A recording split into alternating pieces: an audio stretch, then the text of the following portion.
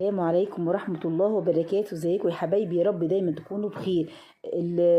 الفيديو اللي فات يا حبايب قلبي كنا عاملينه من نص كيلو سبونش، يعني كنا عاملين تورتتين من نص كيلو سبونش، ولا اروع ولا احلى من كده ولا اسهل من كده. طريقة سهلة للمبتدئين والبنات الحلوين الصغيرين اللي حابين يساعدوا ماما ويعملوا لها حاجة حلوة كده، او يعملوا تورتة عيد ميلادهم اللي يصوروا بيها الصغيرة.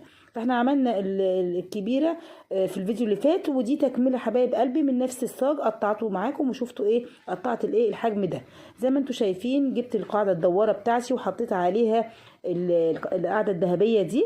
اللي كان عندي مربع مش مشكله، لو انت عندك مدور يبقى احسن. حطيت حته كريم شانتيه من اللي احنا عملناه مع بعض في الفيديو اللي فات، وثبت ايه القاعده الاولانيه كانت مش مظبوطه وفيها حته ناقصه، بنزودها عادي خالص من الاجزاء اللي احنا طلعناها من الاسبونج حبايب قلبي، اللي هو الصاج الكبير عملنا منه ايه الدوائر الحلوه دي. اللي في النص زي ما انتم شايفين متقطع، ما فيش اي مشكله، زي ما انتم شايفين كده بيتقطع وبيتلزق بالكريم شانتيه. حطينا طبقه كريم شانتيه بعد ما حطينا الكيكه. بنسقيها الاول الشربات السيرب الخفيف اللي احنا برضو عاملينه مع بعض وعارفين مقاديره. حطينا كريم شانتيه وبعدين حطينا الطبقه التانية برضو. هنظبط لو في حته زياده حته ناقصه حته كده، بنظبط الدنيا، كل حاجه بتتظبط ما بتقلقوش خالص. اهم حاجه الطبقه اللي تحت تبقى ثابته والطبقه اللي من فوق تبقى سليمه عشان تشكليها، لكن اللي في النص ممكن يبقى متقطع ما فيش اي مشكله، كله بيتلزق وما بيبانش خالص. في التورتيه في الاخر خالص هتشوفوها مش بيبان اي حاجه خالص حبايب قلبي، ما تقلقوش يعني.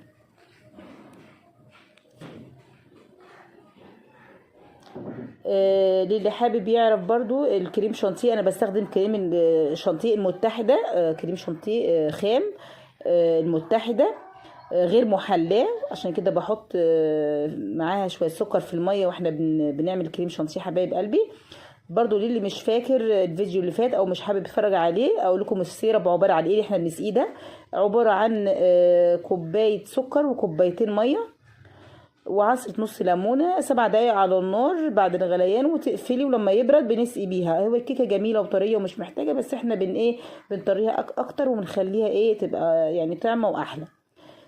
لكن لو مش عايزة تحطي سيرب مفيش اي مشكلة، بس هي بتضيف للطعم طبعا وبتدي للكيكة كده هشاشة وطراوة كده.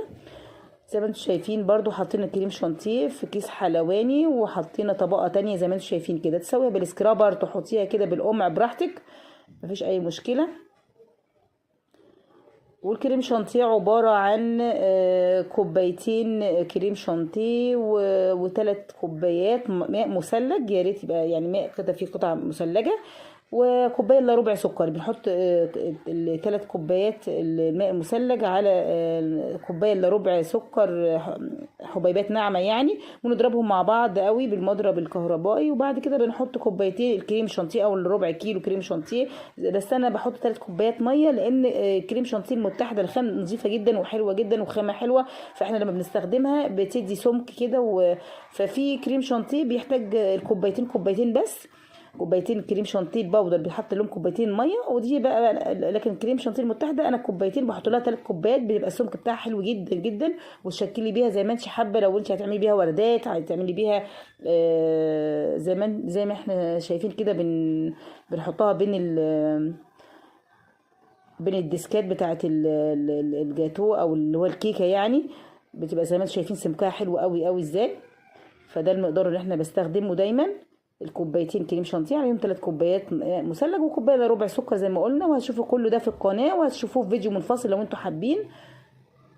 الكريم شانتيه باسهل ما يكون، تتعمل ازاي وتضرب ازاي، وجميله جدا وخطواتها وسهله ومفيش يعني اسهل منها. كل حاجه سهله وجميله وبنبسطها لحبايبنا الحلوين واخواتي وحبايبي في الله.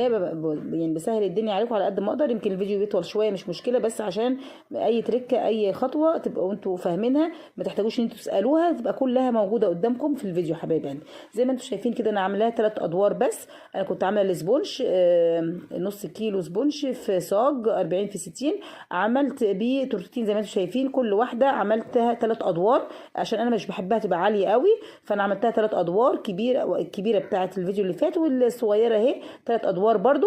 وهيتبقى منها برضو الفتافيت وقطعه كده من الصاج اللي هو نص كيلو سبونش. هعمل بيهم 3 كوبات زي ما احنا متعودين نعمل الكوبات مع بعض يا حبايب قلبي بطريقه سهله وجميله بالسكرابر اهو يا حبايب قلبي. بنوزع بقى الكريم شانتيه مش قلت لكم حاجه سهله وبسيطه كده.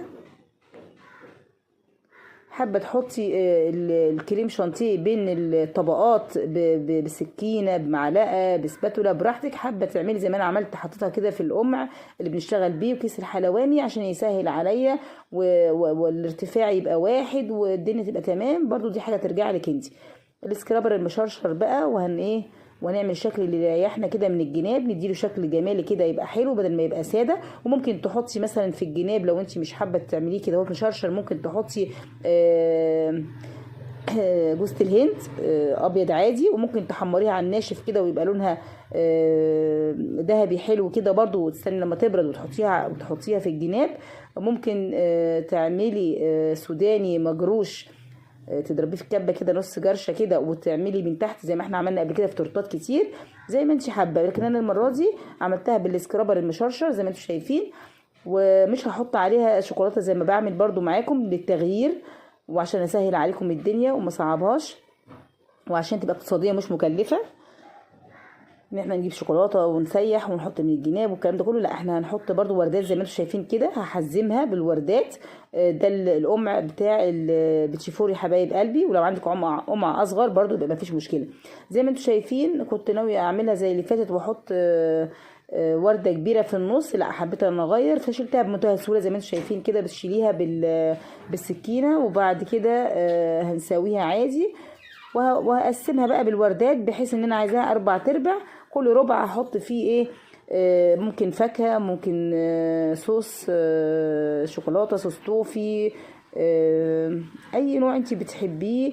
زي ما انا هحط كده جيلو مانجا وجيلو فراوله، اللي انت حباه اعمليه.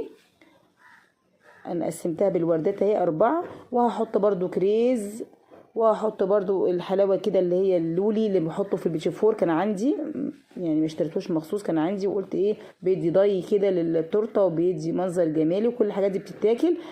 انت ممكن تحطيها زي ما انت شايفه كده، عايزه تحطيها سليمه حطيها. انا مقطعاها انصاف الكريز الجميل ده انصاف، وحاطه كده النص في كل حته زي ما انتم شايفين كده، بوزعها بالمنظر ده، حاجه كده تكسر اللون الابيض ويبقى جميل.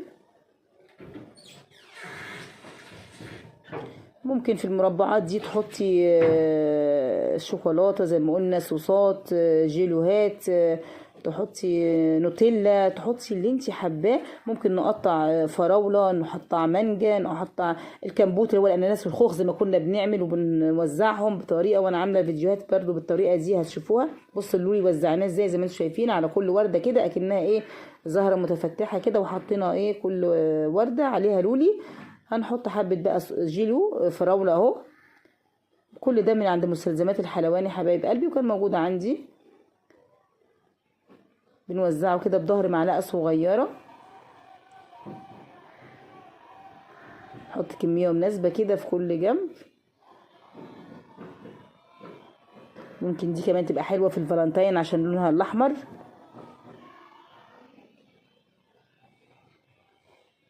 شوف بقى انت الحاجه اللي بتحبيها وزيني بيها.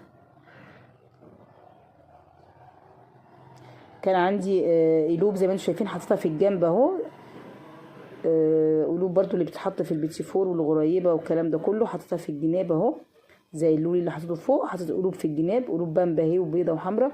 ومن فوق برضو حطيت جيلو المانجا، يبقى 2 قدام بعض فراوله و2 قدام بعض مانجا، عشان يعني يبقى الشكل مظبوط او جمالي. لكن انت لو حابه الاربع حاجات تبقى زي ما بيقولوا كده 4 سيزون كده، اربع حاجات مختلفه، انت ممكن تعملي زي ما قلنا صوصات مختلفه، شوكولاته، نوتيلا، اللوتس، اللي انت عايزاه حطيه. تبشري شوكولاته، تحطي فرماسي، اللي انت عايزاه في كل مربع. ممكن تحطي زي ما انت عايزه، فاكهه، كمبوت، خوخ واناناس، اللي انت عايزاه يا حبايب قلبي. في الاخر بقت زي ما انتم شايفين بسم الله ما شاء الله، هشه وجميله وناعمه، وكانت طريه الكيكه في ايدي وطازه وزي الفل. عملنا منهم كمان 3 قبات زي ما انتم شايفين. ما حبيتش اطول عليكم. القبات عملناها قبل كده مع بعض، ان انت بتحطي حته كيكه وفوقيها كريم شانتيه والصوص اللي انت حباه، وبتعيديها زي كده في الاخر، وبيطلع قبات جاتوه جميله جدا جدا جدا. اكلت بتاكل تورتايه نفس المقادير ونفس الترتيب بسم الله ما شاء الله، حاجات جميله كلها تورتتين مختلفين زي ما انتم شايفين، تورتتين من نص كيلو سبونج، حاجه اقتصاديه وسهله وجميله ومش مكلفه وهتعجبكم وطعمها تحفه. بسم الله ما شاء الله. لو وصلتوا لغايه من هنا صلوا على النبي عليه الصلاه والسلام، واعملوا لي لايك واشتركوا في القناه اللي اول مره يشوفنا عشان يوصل لكم مني كل جديد. انا بحبكم في الله، والسلام عليكم ورحمه الله وبركاته.